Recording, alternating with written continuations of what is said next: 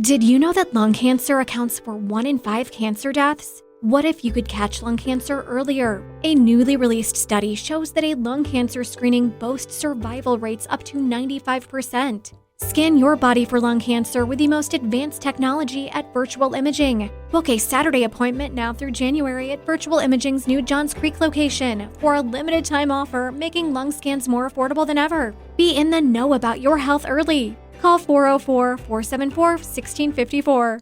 Hey, guess what? It's not as hard to start a fitness or weight loss program as you think. And I'm going to give you $100 in free home gym equipment to prove it. I'm Carl, the co-founder of Body. That's Body with an I, the health and fitness app with thousands of 5-star reviews, because our people get results. And I guarantee you'll lose 5 to 10 pounds in your first month or you don't pay. Just sign up for a Body annual membership during our New Year's Kickstart event in the next 10 minutes, and I'll send you $100 worth of home fitness gear to help you succeed with classics like P90X, PiYo, and 21-Day Fix. In fact, we have over 120 workout programs for every level of fitness, even one for beginners only. Listen, if you don't succeed, you get your money back. But keep the $100 in equipment as my gift just for trying. You've got 10 minutes, so go to body.com to sign up now. Again, that's bodywithani.com. Sherlock Holmes and Dr. Watson. Murder, mystery, and intrigue at the turn of the century. Welcome to the new Adventures of Sherlock Holmes. My name is Ben Wright.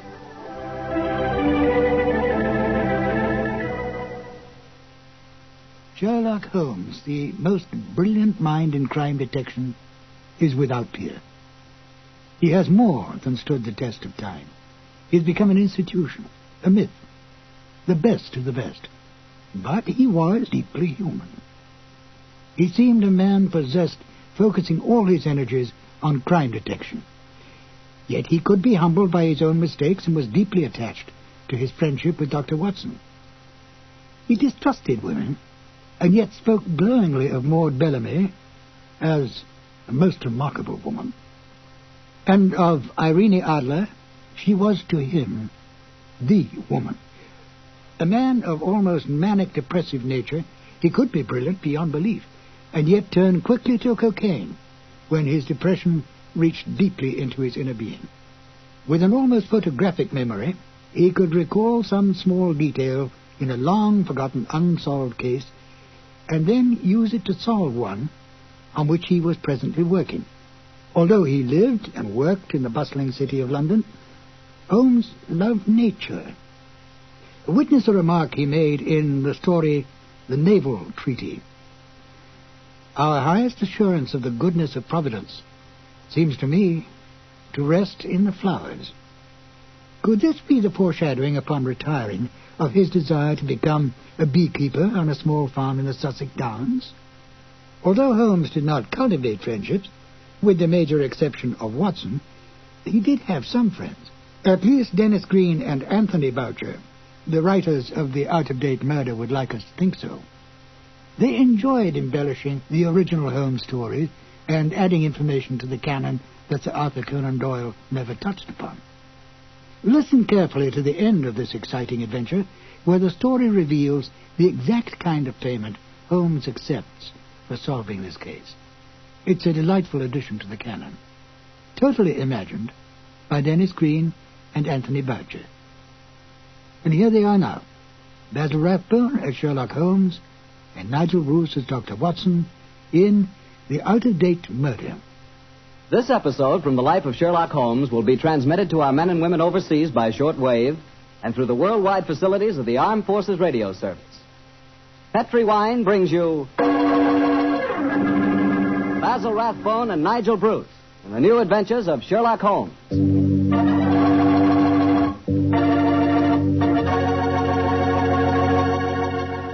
The Petri family, the family that took time to bring you good wine, invite you to listen to Dr. Watson tell us another exciting story about his old friend, that master detective, Sherlock Holmes. And we'd also like to tell you something you really ought to know. The fact that the one sure way to make good food taste better is to try that good food together with a glass of good Petri wine. Did you ever try Petri wine with dinner? No kidding, that's one bandwagon you sure want to hop on. Take, for instance, a deep red, hearty Petri California Burgundy. Wait till you taste that Petri Burgundy with, let's say, a delicious old-fashioned beef stew.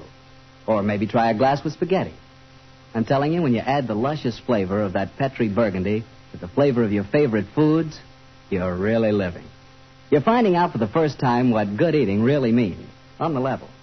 So better keep a bottle of that Petri Burgundy right on the dining room table. And never forget, the best friend a good meal ever had is a glass of Petri wine.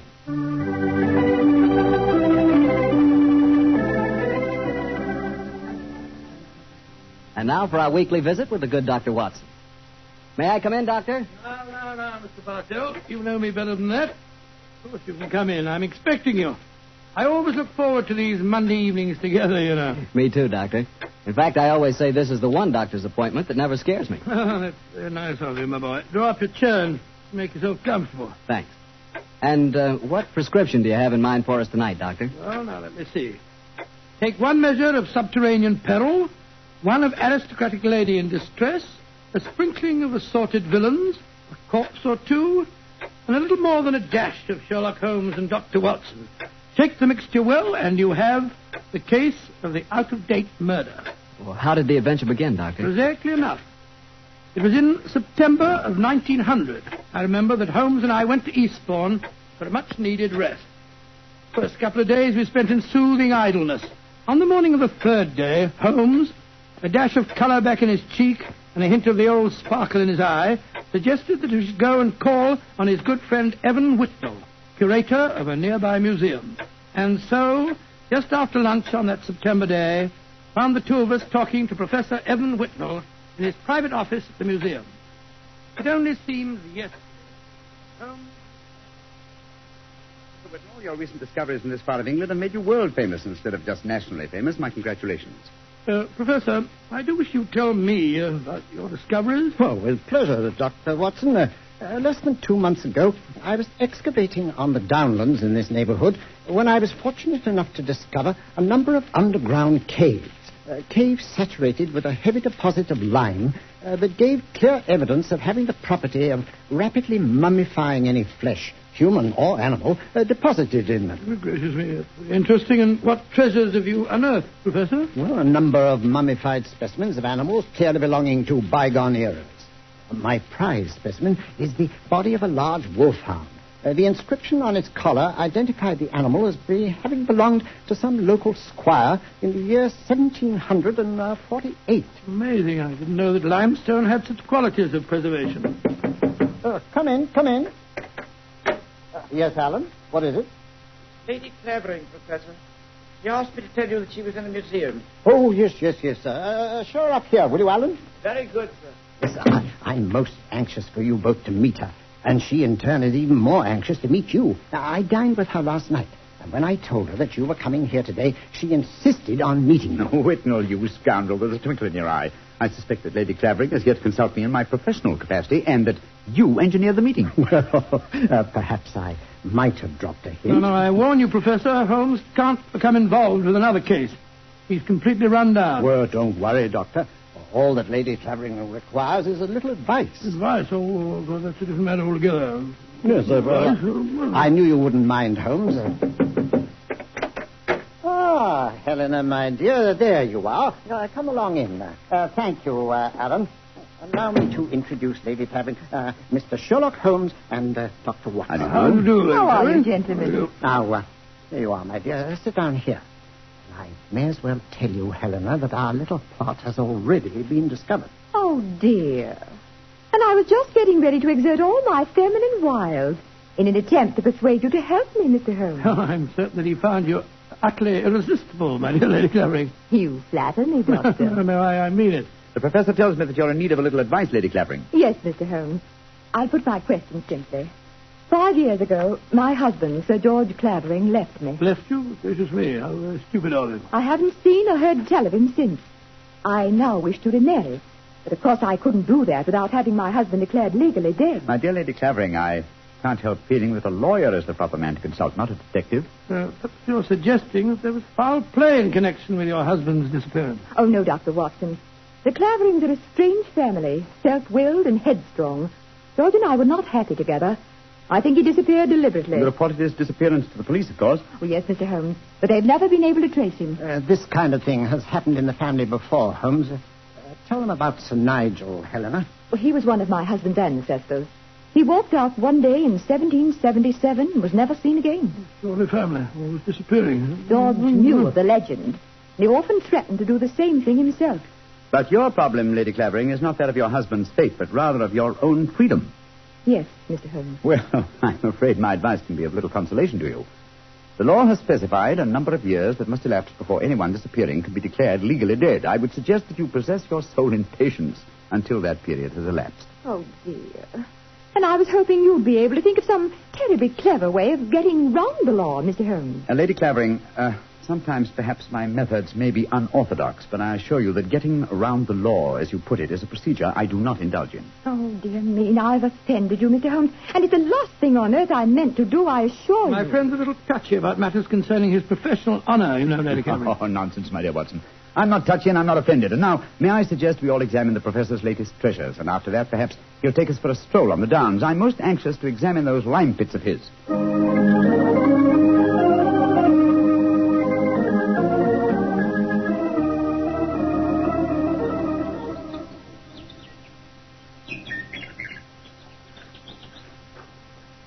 The lime pits are about a mile from here. It's a nice walk across the cliff tops. Well, I'm sorry Lady Clavering didn't want to come with us. She's a charming woman, even though she did rub you up the wrong way. A beautiful woman, Watson, but I must confess her charm eludes me. Her lack of concern about her husband's fate seemed completely unnatural. Not if you'd known her husband, Sir George Clavering. He was a tyrant and a bully, both in his home life and in the village. Hello? Who's this coming towards us? It's Timmy. Daft Timmy, they call him in these parts. He isn't quite right in the head, poor fellow, but he's perfectly harmless. Has two passions in life, birds and bonfires. Hello, Timmy. I've got something beautiful to show you. Oh, it's so beautiful. Well, what is it, Timmy? Look, it's in my cap. See? Oh, isn't it lovely? It's robin's egg. I found it when I was bird nesting. Did you ever see such a blue egg? It's a beauty, Timmy. Where did you find it, my boy? Down by the lime pits. Oh, I'm going to build a lovely fire on the downs tonight. I'll let you come and watch it if you give me a shilling. Now, you be careful, Timmy, or you'll be in trouble again. Timmy doesn't get in trouble anymore now. Not since he had Sir George carried away. Sir George Clavering used to whip Timmy when he found him on the land. Timmy, tell me, how did you have Sir George, as you put it, carried away? I told my birds about him. I told them how he used to beat poor Timmy. And they said they'd carry him off and drop him over the cliffs. and that's what they did. Because he never came back again. Oh, Lord, here comes Harry, Sir George's brother. Now there'll be trouble. Timmy, you'd better run. Oh, no. No, Timmy can't run. He'll break his pretty blue egg. Timmy, get off my land. If I catch you here again, I'll take my riding crop to you. Timmy hasn't done anything. Go on, be off with you, do you hear? I'll tell my birds about you. That's what I'll do. Oh, don't forget my bonfire. Infernal scoundrel. Hello, Whitnell. Hello, Harry. Have you met Sherlock Holmes and Dr. Watson? Oh, Sherlock Holmes, the professional nosy Parker, eh? Yes, Helena was just telling me about you. I'm very angry with her for talking to you about my brother. Private affair, and I intend it shall remain one. Do you understand, Holmes? Well, upon my soul. The devil with your brother, sir. And with you. I'd advise you to remember that you're not addressing a half-witted villager who can't defend himself. If you know what's good for you, you'll do what I say. Here, Fitz. Impertinent brute. He spoke to you as if you were a stable boy, Holmes. Oh, really? He was quite refreshing. I'm reminded of an apposite quotation of my young friend James Elroy Flecker. Thine impudence hath a monstrous beauty, like unto the hindquarters of an elephant. Yeah. He's almost as much disliked as his brother before him. Tell me, does he succeed to the title when his brother is declared legally dead? Oh, yes, and what's more, he's Helena's unofficial fiancé, worse luck. I see. Personally, I'm beginning to get a trifle bored with the affairs of the Clavering family. Let's go on to the lime cave, shall we?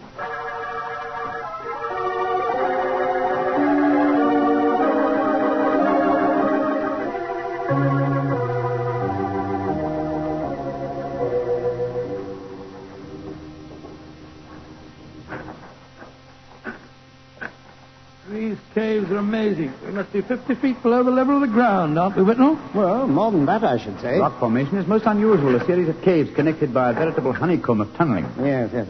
I think I'll light the lantern now. It's getting darker in here, and I haven't explored this particular cave before. Since I've had a wall cave in on me a couple of times, so you'd better watch where you're walking. There. Now we can see better. Let's go deeper, shall we? But do watch your step. Eerie down here, isn't it? Hello. Well, what's this in the crevice here? Looks like a mummified bird of some kind. It is a beautiful specimen. Judging by its markings, a black streak here and bars of white in the tail, I'd say it was a peregrine. That's exactly what it is, a falcon. Dating back a couple of 100 years, I should say. And in a perfect state of preservation. Oh, this is a treasure. Come on, let's explore deeper. There's another cave over here. If you'll hold the lantern up a little, I'll... Oh, I say.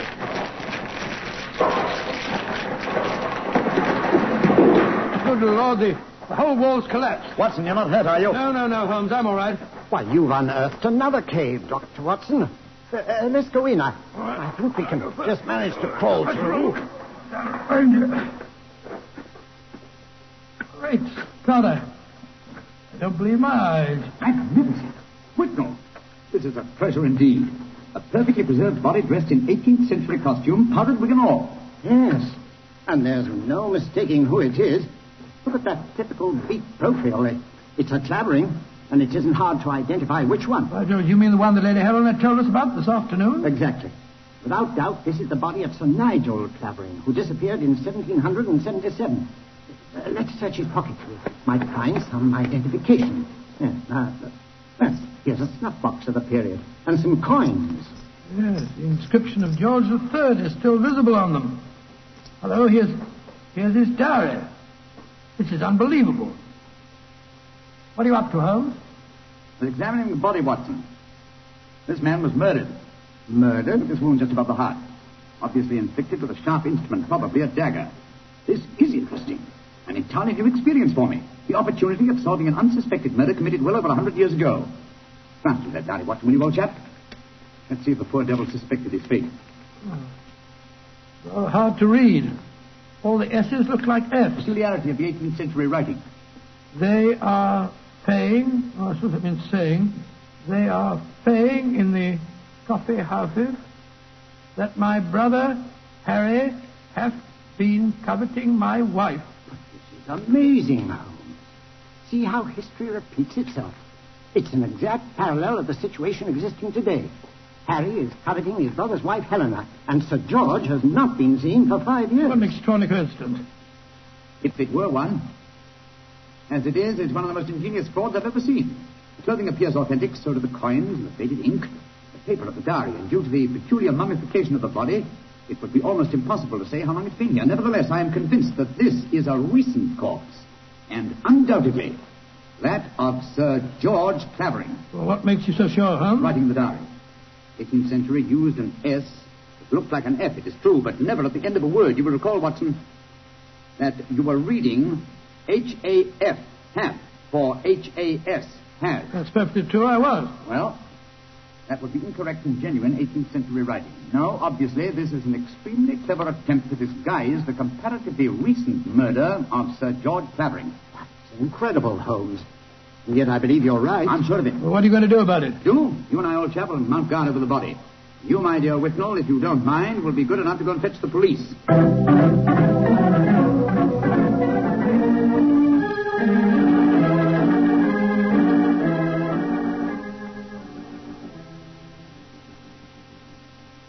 Holmes. Yes, old chap? What do you suppose is keeping the police? Whitnell must have gone over an hour, and the lantern with him. Here we are, crouching in the dark in a smelly cave, 50 feet under the cliffs, with a mummified corpse. Very true, Watson, but I don't. Uh-huh. Here comes the lantern. It must be Whitnell and the police. Whitnell! That you, Whitnell?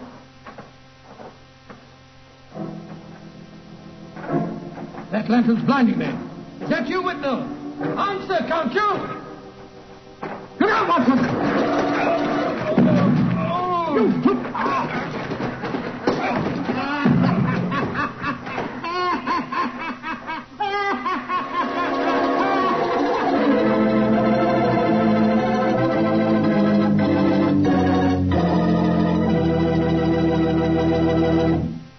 Dr. Watson's story will continue in just a second. And I'm going to take that second to ask you what you think of when I say good food.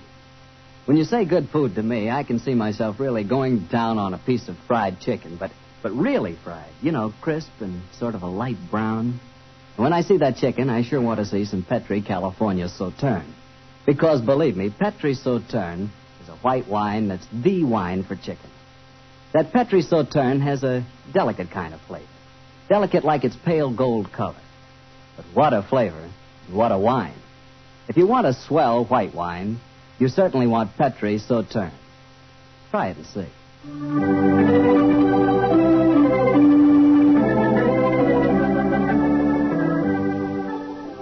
And now, back to Dr. Watson and tonight's story, The Case of the Out-of-Date Murder. Well, Doctor, you certainly had me on the edge of my chair during the first part of the story. Oh, I'm glad of that, my boy. Say, what happened when Sherlock Holmes yelled out at you in the cave? I was struck from behind with a spade and knocked out. A second later, the same thing happened to Holmes. You see, we were blinded by the lantern and couldn't protect ourselves. When we came to, we found we were at the bottom of a pit. The walls were narrow and vertical, and I saw no earthly way of our getting out of the trap. But as usual, Holmes...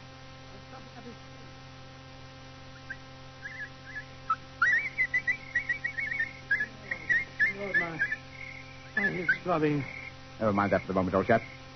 Put the coat off in your shirt. Come on, off with it, old boy. Come on, off with it. I've already removed mine and tied them together. What for? Oh, dear me, that blow on your head must have been unusually severe. I'm trying to make a kind of rope, Watson, a rope to get us out of here. Oh, what's the good of a rope unless there's someone on the ledge above us to hold us out? I still think you're performing the Indian rope trick. My dear Watson, this is no time for your rather heavy-handed humor. Why do you keep whistling like that? You've been doing it for the past 20 minutes. I'm whistling for help. Well, why not shout? Whistle carries further. Oh, dear. Who's going to hear that? That Timmy, I hope. Remember, he was having a bonfire on the cliff-top tonight. My whistle is that or a nightingale, a song unheard in Sussex at this time of the year. If it does answer it, I'm sure it'll bring him down here. Oh, well, I hope you're right. Seems to me that Whitnell and the police will never find us here. We shall mummify, just as the filthy murderer intended us to. Courage, Watson. I'm sure... It's worked! It's Timmy! Cutting a burning log. We're down here, Timmy! Nightingale, pretty birdie, what are you doing down there? Timmy! I've tied these clothes together to make a rope. I'm going to throw them up. You ready? Catch. Good. He's caught it. Now, Timmy. Lower it to it. Oh, I shouldn't do this. They'll whip me. No. Nobody will whip you, Timmy. And we both want to give you a shilling to come up and see your bonfire. Oh, that's different. 2 shining shillings. I'll lower the rope. Here it comes. That's it. Oh, no, nothing. You first. All right, Timmy, pull away. Here we go.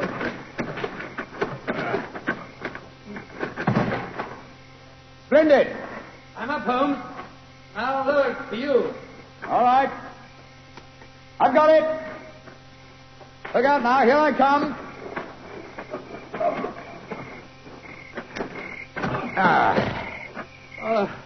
Thank goodness we got out of that place all right. I don't see the nightingale.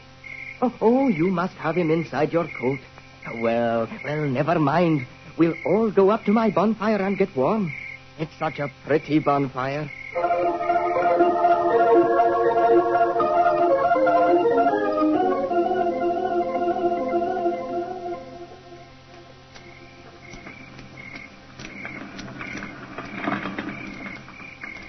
Did you ever see a finer bonfire? Never, Timmy. It's lovely. It's the most comforting sight I've seen for the last couple of hours. Oh, just one thing's bad, though. Somebody tried to burn a book in my lovely fire. It must have been when I was off getting more wood. I found it when I came back, and I pulled it out of the fire and stamped on it. See, here it is. Let's have a look. Hello, it's the diary that we found on the body in the lime pits. Precisely, Watson. Now I begin to see daylight. People shouldn't burn books. Books are nice. Books are like birds and bonfires. But they're nice to be near. Oh, your nightingale must be cold. I'll get some more twigs to burn. Well, now that fellow's gone away for a moment, I can see why we were attacked tonight. The murderer knew that we were going to the caves. He was afraid that his devilish plot wouldn't stand up under your scrutiny. So he watched us. When we discovered the body and sent Whitnell off for the police, he knew that he'd got to get rid of us. And who do you think that somebody is, old fellow? Oh, that's easy. Only one person strong enough to have knocked us both out and shifted our bodies. The dead Sir George's brother, Harry Clavering. I think not, old fellow. Didn't you observe as we entered the caves that pickaxes and wheelbarrows were much in evidence? Yes, that's right. They were, of course. Strength was not required under the circumstances. We were extremely vulnerable in the darkness. Any man with a modicum of cunning could have disposed of us, or any woman, for that matter. Good Lord, you're not suggesting that... Watson! Oh, Whitnell! Why, thank heaven you're safe. I've had the police with me for the last hour, but we couldn't find you. You went where I left you. True. Whitnell, I want you and the police to take me to Lady Clavering's house at once. After that, I wish to lodge information and make a charge of assault and possibly a charge of murder.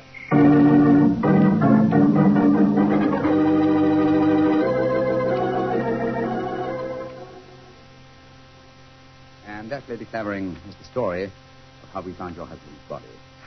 Horrible, Mr. Holmes. Horrible. But who in thunder could have planned such a devilish plot? Why did the murderer attack you and Watson? There, my dear Whitnell, you have the key to the murderer's identity. The man who so cunningly conceived and executed the murder of Sir George could never have bungled the job of disposing of Watson and myself unless he had meant to bungle it. You mean he didn't mean to kill us? Exactly. He merely wished us out of the way while the incriminating evidence was removed. You mean the diary? Of course I do. You will recall we found it partially burnt in Timmy's bonfire. Then it was Timmy who... No, my dear fellow. Surely it's obvious. One person and only one. You that the diary was the key to the murderer's identity. The man who was present when we discovered it and detected the fraud. Great Scott, Professor Whitnell. Whitnell, you murdered my brother. Evan. Evan, you... Oh, no.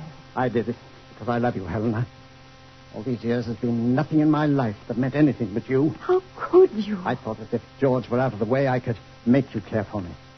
And when I realized that you loved Harry, I was mad with jealousy. And so I planned to conceal George's body forever. It was a clever plan. You said so yourself, Holmes. If it hadn't been for you, it would have worked. Yes, it was diabolically clever, Whitnell, but I'm afraid that no amount of cleverness now can prevent you from paying for your crime. Sir George, I suggest that you instruct the police to come in. Our work is done.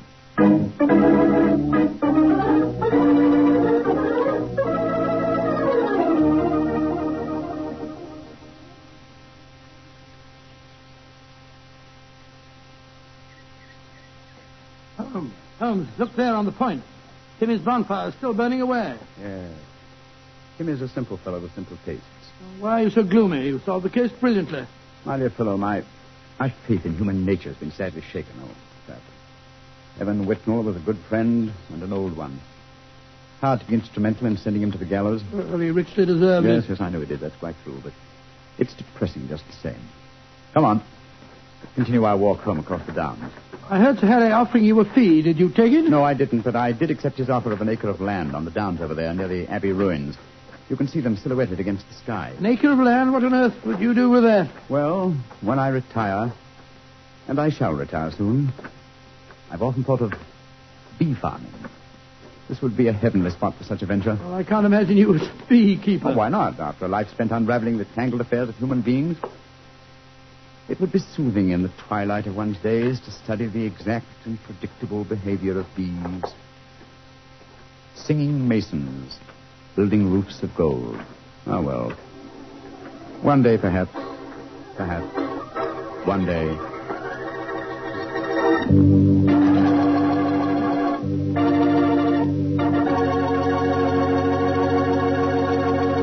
Well, Doctor, that was a swell story. You know, I'm sure glad we get together like this once a week. Oh, thank you very much. Next week, why not come over a little earlier for dinner? Oh, no, I wouldn't think of having you go through all that trouble. Oh, well, of course, if you feel that way. Well, say, aren't you going to coax me? Well, to tell you the truth, I knew I wouldn't have to coax you. Just about till I was just going to show you the 2 thick steaks that I've got frozen in my refrigerator. Oh, no. Oh, yes. I'll also put aside a bottle of Petri Burgundy. Well, in which case, I'll bring along a very hearty appetite. If you pick the steak, I know it's good, and when it's Petri wine, you know that's got to be good, too. Because the Petri family has been making fine wine for generations. They've owned and operated the Petri business ever since its inception, way back in the 1800s. During all that time, they've sure learned plenty about the fine art of turning luscious grapes into clear, fragrant, delicious wine. And they've been able to take this experience and hand it on down from father to son, from father to son. That's why, when you want a wine for any occasion, you can't go wrong with a Petri wine. Because Petri took time to bring you good wine. Now, Dr. Watson, what story do you have lined up for us next week? Well, now, let me see. Next week, Mr. Bartell, I'm going to tell you an adventure that occurred to Holmes and me in the shadowy depths of the Limehouse district in London. It's a strange tale of death and terror. I call the story The Eyes of Mr. Layton. Well, Doctor, we'll be sure not to miss it. And meanwhile, don't you forget you promised to contribute to the National War Fund. National War Fund, of course, Mr. Bartell. It's a must. The money you give to your war fund not only helps the men and women in our armed forces, and it not only helps our allies, but that money goes to work right in your own community, helping make possible many relief and welfare agencies in your own hometown. So let's all be generous in victory. Give to your community war fund. Tonight's Sherlock Holmes adventure is written by Dennis Green and Anthony Boucher and is based on an incident in the Sir Arthur Conan Doyle story, The Adventure of Wisteria Lodge. Mr. Rathbone appears through the courtesy of Metro-Goldwyn-Mayer, and Mr. Bruce through the courtesy of Universal Pictures, where they are now starring in the Sherlock Holmes series. The Petri Wine Company of San Francisco, California, invites you to tune in again next week, same time, same station. Oh, the Petri family took the time to bring you such good wine. So when you eat and when you cook, remember Petri wine. To make good food taste better, remember... Petri wine. This is Harry Bartell saying goodnight for the Petri family. Sherlock Holmes comes to you from our Hollywood studios. This is the Mutual Broadcasting System.